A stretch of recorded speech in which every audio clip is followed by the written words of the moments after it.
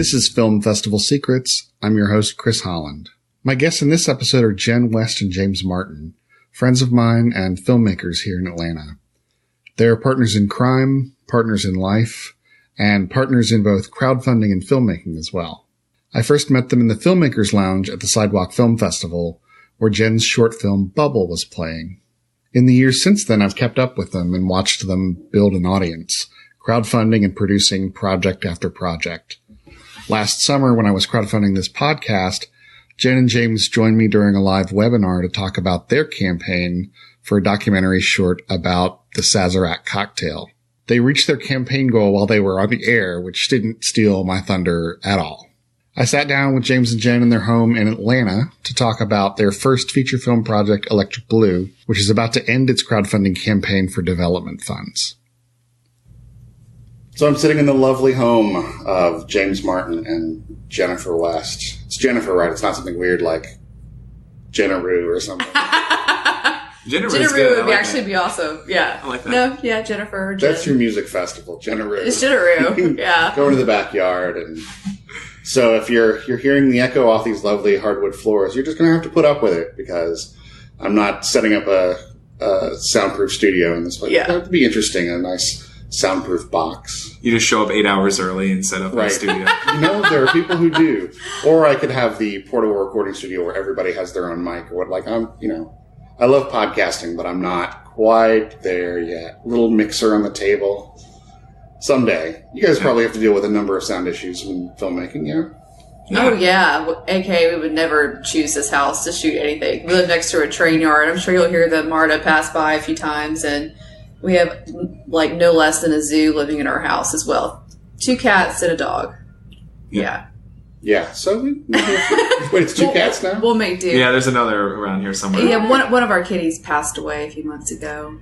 But yeah, we still have Dorito and Baby Kitty and Cilantro. Now that we've done the roll call of animals you might hear and excused ourselves for having bouncy sound, let's talk about movies. Yay. What you guys make. How many movies have you completed up to this point? Well, myself, 4 short films and a music video, and 3 of those were with James. Yes. And then that's not including Sazerac, which you directed. Right. Yep. Usually I produce Jen's narrative shorts, and we switched roles, and I directed a short documentary. And then she produced. So it was a nice way for us to sort of switch what we were doing and try it out. Yeah, and you killed it. Thanks. The partnership thing must be nice. I think filmmaker as entrepreneur is kind of a hot topic right now. Yeah. Not that filmmakers haven't always been entrepreneurs. By the way, do you say entrepreneur or entrepreneur? I'm a nerd guy. I say entrepreneur. I don't really know how to say it, so I start off with entre and then I just mumble. Entrepreneur. Yeah. I don't know. Newer sounds. You're like you're going out of your way to get that. Yeah, it sounds a little extra formal. Entrepreneur. Yeah. True. But I had you on my crowdfunding webinar months back when I was crowdfunding for Film Festival Secrets. This episode of which is a direct result of all that. And I wanted to check in with you guys. At that point during the webinar, you passed the 100% mark for the Sazerac doc, right? Mm-hmm. Yeah. And so let's go through the litany of films that you've crowdfunded. The first one was Rebecca Pugh and I crowdfunded on Kickstarter for a short film called Crush. Mm-hmm. And then when James and I started working together, he developed we kind of experimented on our own, and he built a crowdfunding platform just for us for Bubble, which was also a voting system between 3 stories. And then Little Cabbage. And then we were introduced to Seed and Spark. Mm-hmm. And then, so Seed and Spark led us through Little Cabbage and the New Orleans Sazerac. Which is, you just mentioned, we were at the tail end of crowdfunding when we were on the webinar. And we got like this crazy, pretty big contribution right at the end that took us over the top. So it's, you captured that moment, which is cool. It's so crazy.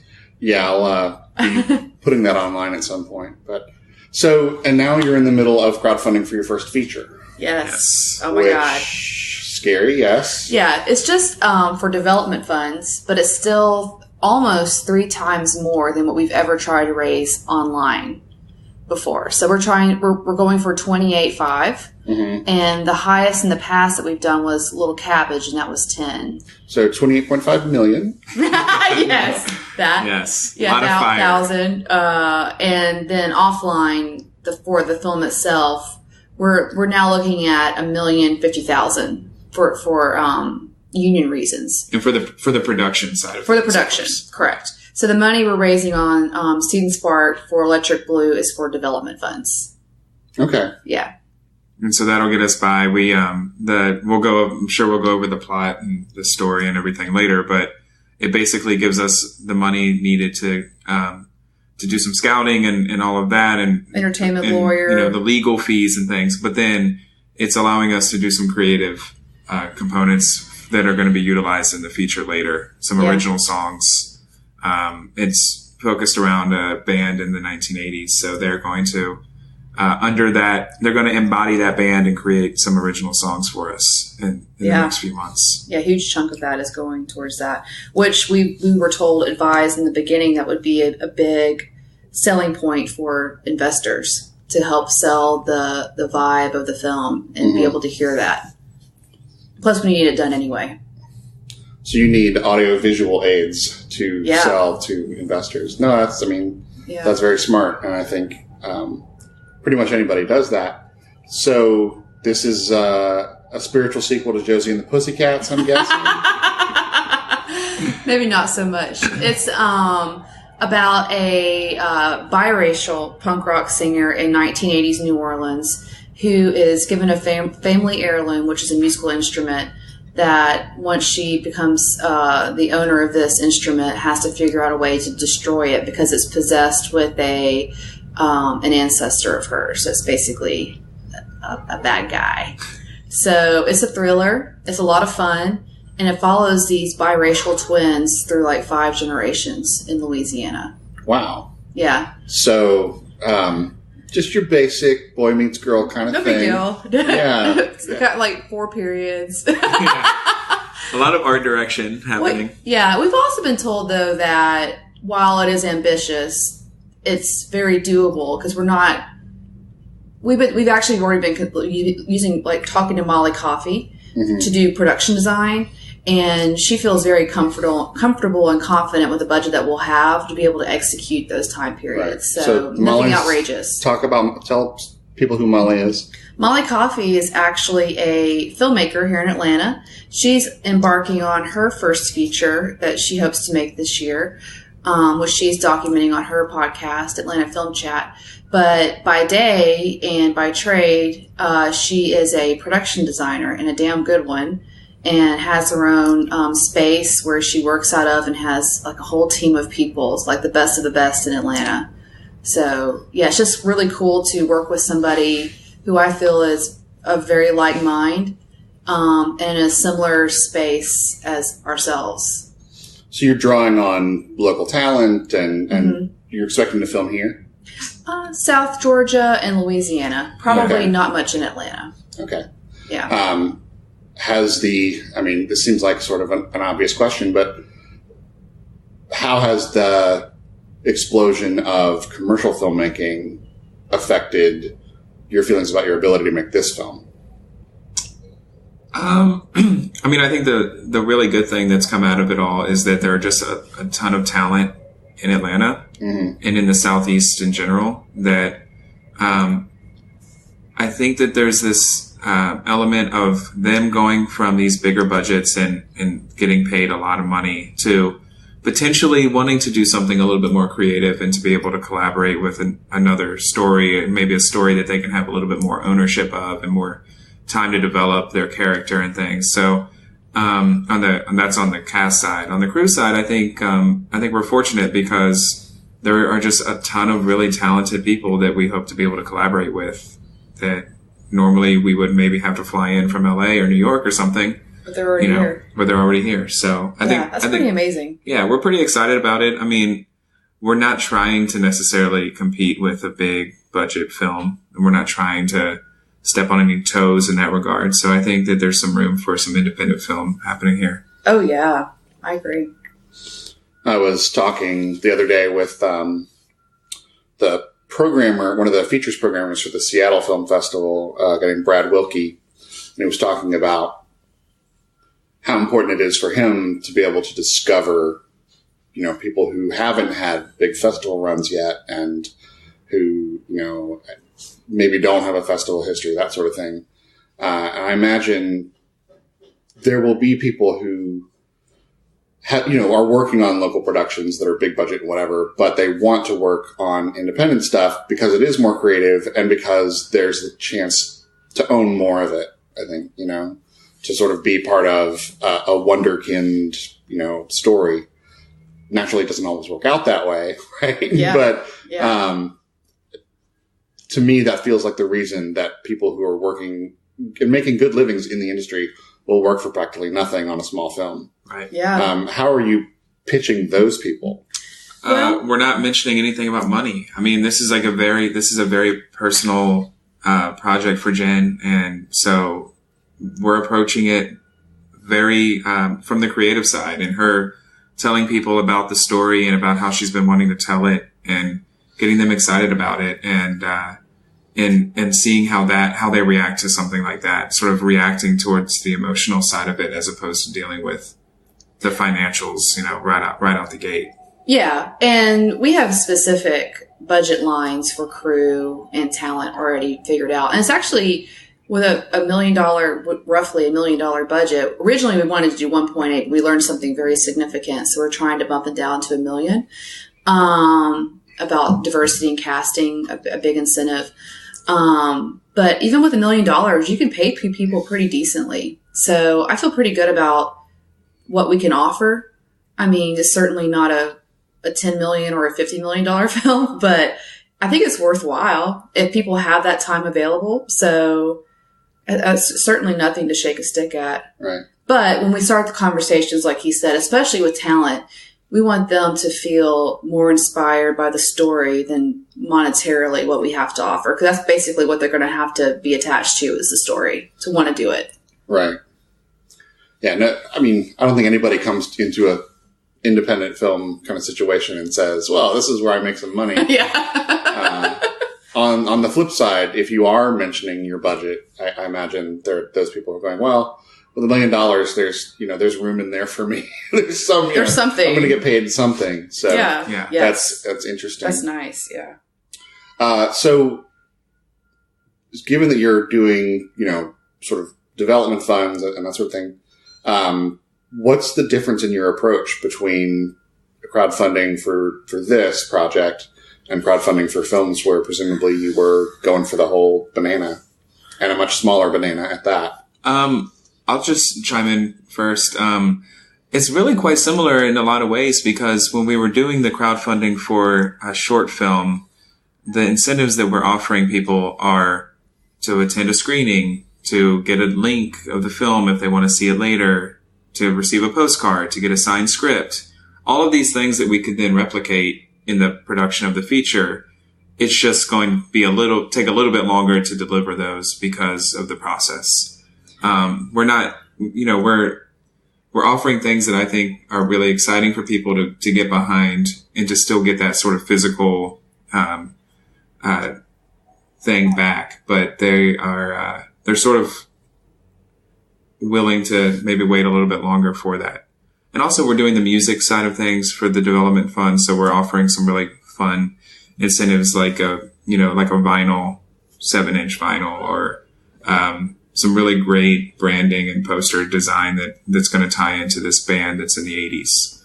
So I think it's similar in a lot of ways. Mm-hmm. I agree. I think what's different about this campaign is that, well, it's not what's different, is that we've done several, as you know, and I think people know we're going to do it.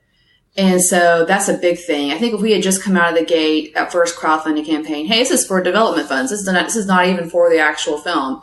People might be a little more skeptical or not really. It would be very hard to raise $28,000 off of that. So a lot more skeptical. Yeah. I mean, way more skeptical. I know.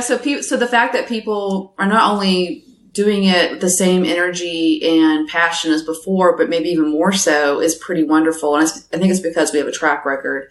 And also, number two, we brought on a talent early. It's an up-and-coming musician, AJ Haynes of the Serotones. And they're going to be a pretty big band. And they're already on track even with this year of becoming that way. And people were able to see her perform. We've been putting out stuff of her work, and people really like her. And I think that's helping us kind of reach beyond our original or normal audience, which is our family and friends. And that's been the real challenge with this particular campaign is stepping out of family and friends. That's a very hard thing to do. People could say all day long that they do that, but I really feel like that's a very complicated and tricky and challenge. And I'm hoping that in the next 2 weeks, second half of our campaign, a lot of that's going to rely on our ability to step outside of the people who already know and believe in us. So we're going to have to pull out some big things, which we're trying to do right now. Yeah. I mean, we've already started that in reaching out to different publications that maybe focus more around the punk music scene, or that are maybe a little bit into the concept of the story, to be able to share that with an audience that isn't necessarily a part of our core audience currently. And maybe attaching a big name or two, which we're really trying hard to do right now. So. Well, there are enough of them in Atlanta these days. I know. Yeah. It's not like you have to fly to LA to take meetings. Yeah, we're trying. Yeah. It could happen it could happen before the end of the campaign, which I hope it does. So how much are you relying on the band's audience building Not much. efforts? Not much. We haven't asked her to do, we wouldn't ask her to take on that responsibility. We're just grateful that she's excited about being in the project and is doing all of this amazing work and writing these original songs. Mm-hmm. She has certainly shared it, and we sometimes on Twitter will tag the Serotones in some posts, but we're not really hiring the band to work in this film. It's more of just AJ. So that's a kind of a gray area. So when we speak, we have to talk about AJ. But we certainly want to give the Serotones props because they're an amazing band too, but we're not necessarily working with them. Mm-hmm. Yeah. Yeah. I imagine once you get to the point where you're raising money for the film as a whole, and if you do crowdfunding for that, at that point, I would be prepping her to prep them, right? Yes. Here's what's going to happen, right? Yeah. And this benefits all of us. Yeah. But, as much as you can cross-pollinate on that and find fans of that band and, really work that connection, the better off you're going to be, Yes. Yeah. I mean, you've got your audience and you've done a great job of building all that. And you have a track record, which is great, which is the number one step to reaching outside of your own, because people who don't know you, they know those festivals that you've played, right? They can see your work, your prior work, providing you've made it available online. Yeah. I hope you have. Mm-hmm. Yeah. So, those are all super big steps. So where are we in the campaign at this point as we record? We're right at the halfway point, and we are at 51% funded. So we are. It always seems to happen that way for us. It's just like you work so hard, and luckily we've been able to keep up with the week. But you see these campaigns sometimes where people exceed the week. That's never really happened to us. It's always been heart attack per week. Are we going to hit this goal? Yeah. It's been nice though. I mean, we're keeping steady with the day milestones, and really what we have are weekly milestones, because we know there's going to be fluctuations. There might be a day where we only get a couple $100, but then another day where we get a couple thousand that helps to balance it all. So yeah, things are great. We're re-energized. We feel great that we were able to hit this milestone. We had some assistance from a guy who was willing to do a matching campaign for us, which really allowed us to have some nice momentum going into week 2 and finishing week 2 strong. So we're just really, really excited about where we are. And we're also excited to sort of refocus now and plan some new and exciting updates throughout the next couple of weeks. Yeah. Speaking of partnerships, I don't know what I would do without having a partner. I mean, you kind of had to do it solo with your campaign. I can imagine how hard it was, but I'm so lucky to have James, because especially in crowdfunding, I am a nervous wreck, and he stays pretty positive and balanced. But I think we balance each other out. But he just expressed something very positive, which is very true. And it's good to look at the very positive things that are happening. But I'm always so focused on what's left. Are we going to do it? Are we doing the right things? Are we being annoying? Are we being exciting? There's like a million questions always, like every hour, running through my brain. Well, I've expressed it before in that we'll get done with a campaign and we'll have close friends that'll say, "Oh, we didn't even realize that you were doing that. Like, can we still help?" Yeah, due to Facebook algorithms too, which kind of suck. But what I mean is, it feels like we are completely like spamming the shit out of everybody. Yes, it does feel honestly, like that. Like, unless you're just like, you can follow certain people and you might see more updates than normal from certain people. I think it's just that we're doing what we can to like update people and let them know of the news that's happening, and to keep everybody abreast of where we are. And then also through that, letting other and new people know about where we are and come on as well. So I think it feels weird for whoever's doing the campaign, but it's a necessary thing. And I think we're doing it in a way that we think works, and to try to not completely take advantage of everyone's time, space. So, yeah, it's a fine line. I think it feels like a finer line than it is. Maybe honestly, because, the number of people who I thought would be relatively tuned in to what I'm doing, especially if I'm sending out 2 or 3 messages on Facebook and Twitter each a day about a project. No, there's just not enough bandwidth, on Twitter. Even if you have, pay attention to your Twitter stream, there's just no way to absorb everything that goes by, particularly if you follow more than, let's say, a couple hundred people, right? Right. And then to not only follow what they're doing and appreciate what they're doing, but then to click through and then to be inspired enough to contribute. Yeah. It's hard. I mean, they may really enjoy it, or they may do and this happens a lot, where they'll appreciate it and they'll get back to it later, and then it slips their mind. Yeah. So unless you can reinforce it and urgency. Yeah. Or just allow them to know that there is time, but also that we need some now too. And there are like goals as you go along. It's just, I like to think of it as broken up into like a 25% goal, a 50% goal, a 65% goal, an 80% goal, because that's the green light on Student Spark. And then you have the 100% goal. Right. Yeah. Twitter and Facebook are both vast places. Yes. Yeah. And it's becoming clearer and clearer to me that you cannot over promote. It's not possible. Yeah. know. I mean, the people that are seeing it a lot and that like it, they're not going to say, "Oh my God, these guys with another post." They're just going to know that it exists, and it's just going to be a part of what they're seeing. Right. Yeah. I think it's weird. I'm with you in the idea that there needs to be direct messaging with people. There needs to be the sense that we want them to know about it in particular, not just anybody who happens to see it. And so we do that a lot, where we'll send direct messages to people that we feel are either going to be into the project or inspired by it, or just willing to help us because they've seen our previous work, or that they know what we're capable of.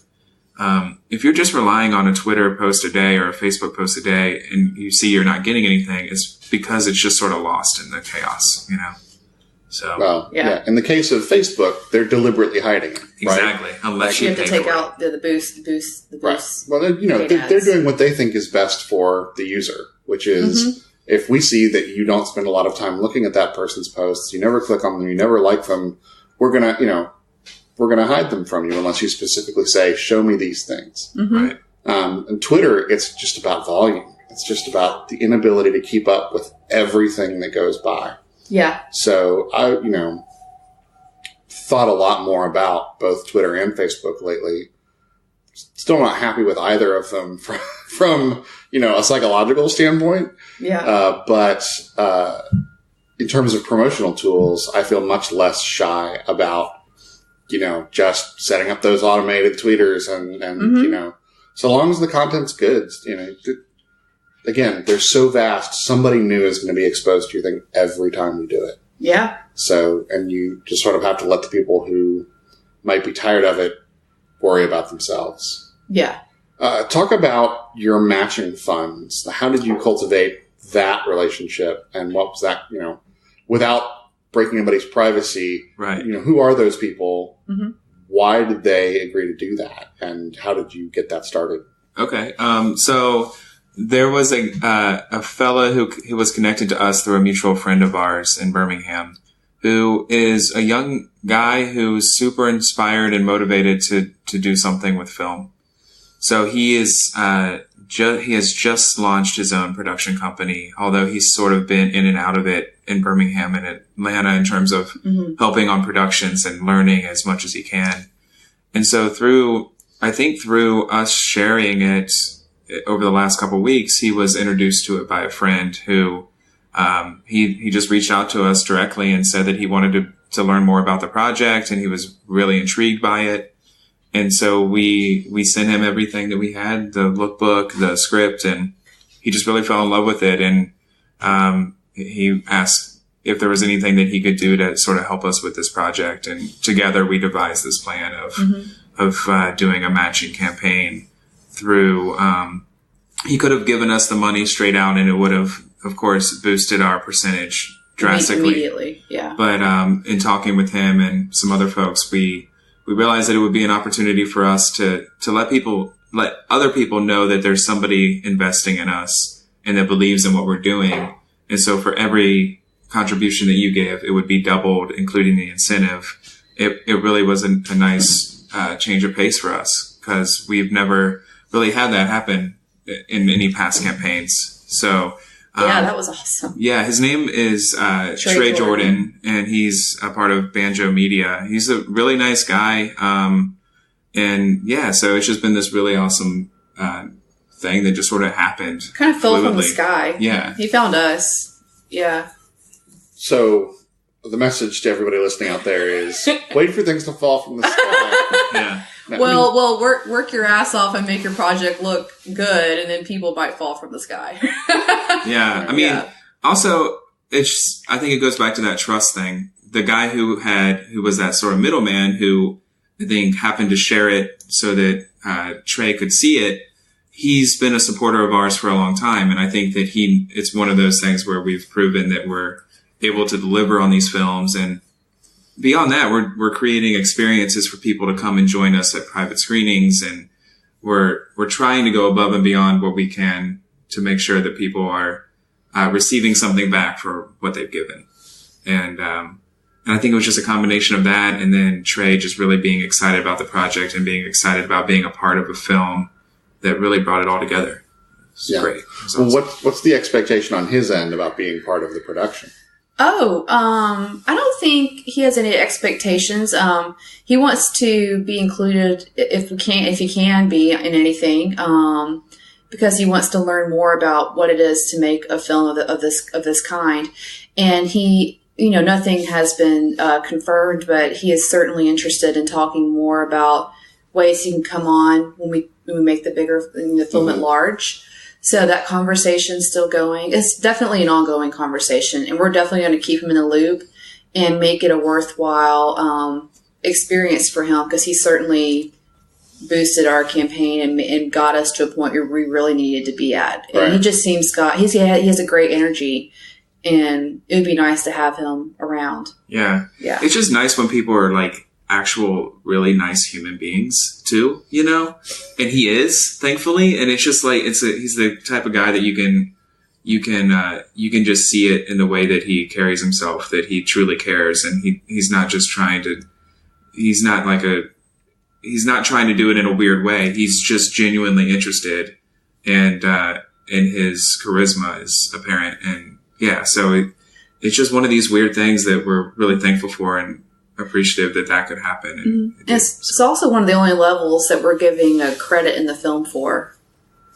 So that was an interesting, I think that was appealing to him as well. Mm-hmm.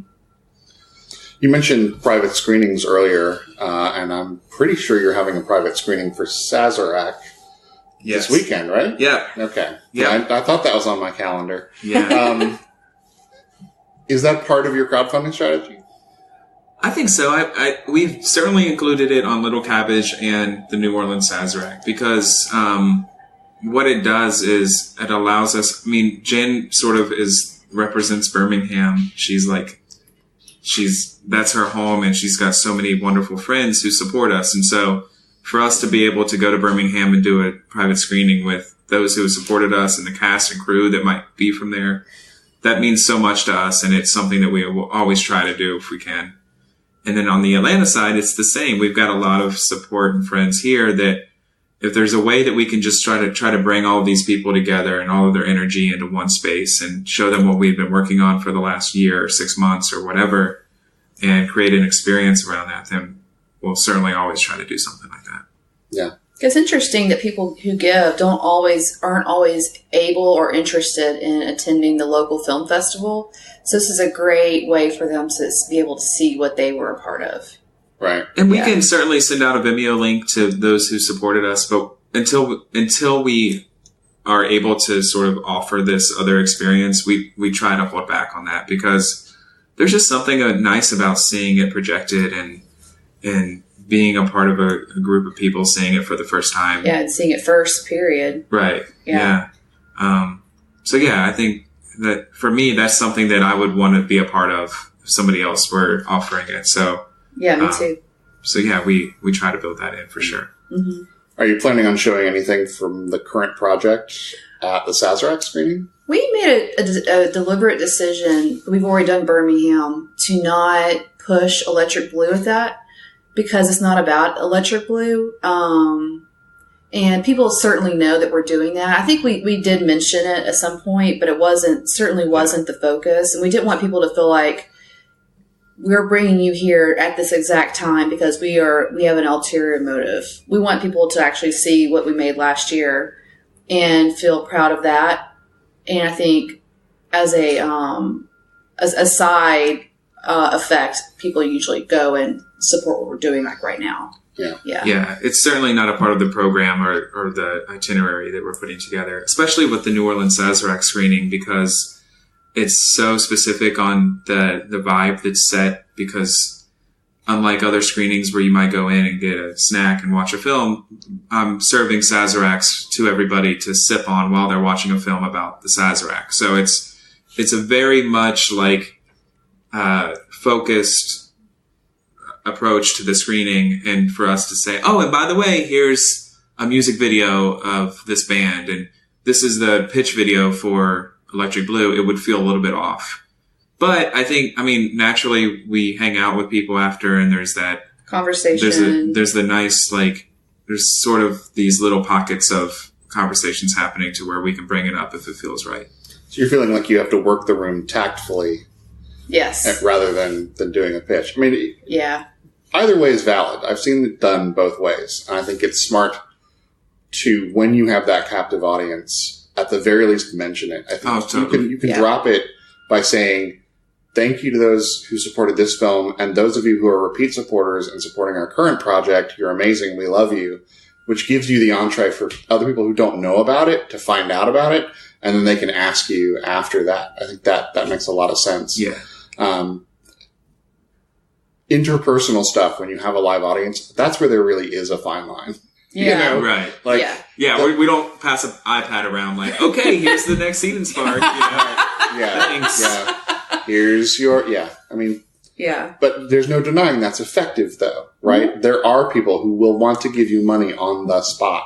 Right. Sure. And, maybe you're not passing that iPad around, but maybe you should have that iPad in your bag. Totally. Ready to go, right? So, Part of the yes. It's funny you say that, because part of the process for the New Orleans Sazerac was that I hosted a fundraising gathering one evening at a local restaurant here in Atlanta, where there was a computer set up and there was a jar that you could drop cash or a check in if that's what you preferred.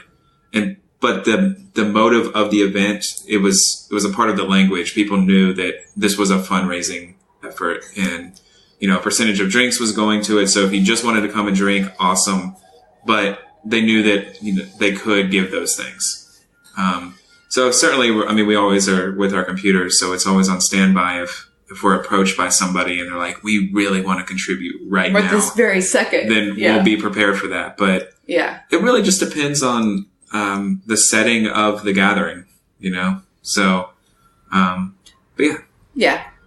Speaking of iPads and Seed and Spark, how great is their new mobile version? I know! How great is everything? The new updates are fantastic. Yeah, the rebrand is, I love it. Yeah, it's more than just a rebrand. It is like the revamp of the site to be mobile friendly. Technically, I think a lot of people who were crowdfunding on that platform really felt that. Like, people were going, I can't use this on my phone, and they fixed all that. So, it's a happy day for everybody. It is. It looks great. It works great. It's fast.